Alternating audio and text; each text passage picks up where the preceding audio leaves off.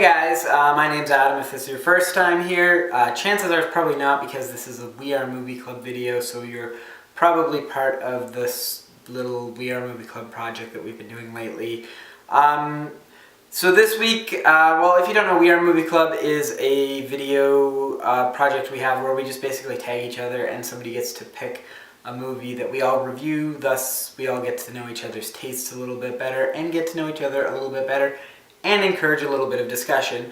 This week's pick was Jenny's, aka Took It Home to Jenny, also known as Classy Librarian if you're part of the DeFranco Nation or SourceFed Nerds Movie Club, which I suspect a lot of you are because you're probably part of that as well as We Are Movie Club. Jenny's pick this week was 10 Things I Hate About You.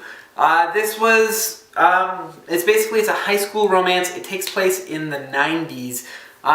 There were a lot of high school movies in the 90s. It was a big genre for that time.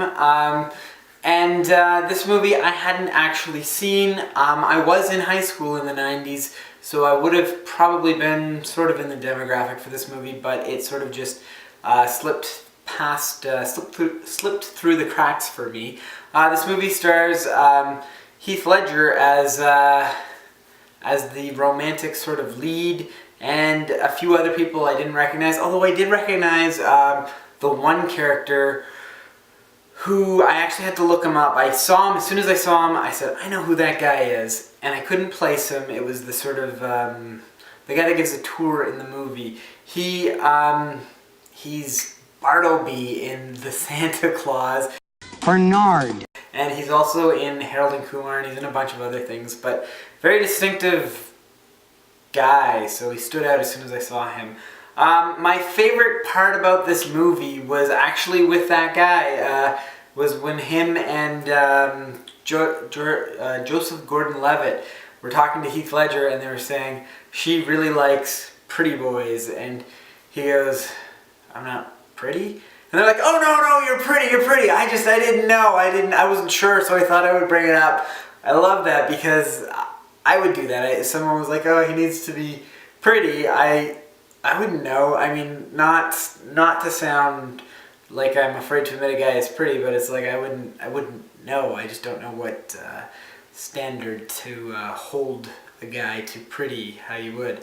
I'm often surprised when somebody says, oh, that guy's attractive. I'm usually like, oh, really? But anyway, I'm going off in a different direction. So what I really also loved about this movie was the secondary characters. They really stand out. You can tell that a lot of work was done in the writing of this movie because most movies, there's a lot of development for the main characters. There's, 3 or 4 main characters that you see, a lot more depth to them. This movie, there isn't a stock character in it. Every single character is a lot deeper and has different layers to them and different things going on, which is really impressive. The one that I love the best is the teacher in the classroom, and then the girl, the main lead, the main female lead is sort of voicing her gripes and talking about how she hates the system or whatever. And he's got just as many gripes as she does, but he just keeps his mouth shut because it's his job. But finally, he just throws her out of the class because he just doesn't want to deal with her. He doesn't even have a legitimate reason because she didn't do anything wrong. He's like, just get out of my class. I don't want to deal with you. I love it. It's so awesome, and it's true. It's realistic. It's what you would do in that situation, or what a character like that would do in that situation.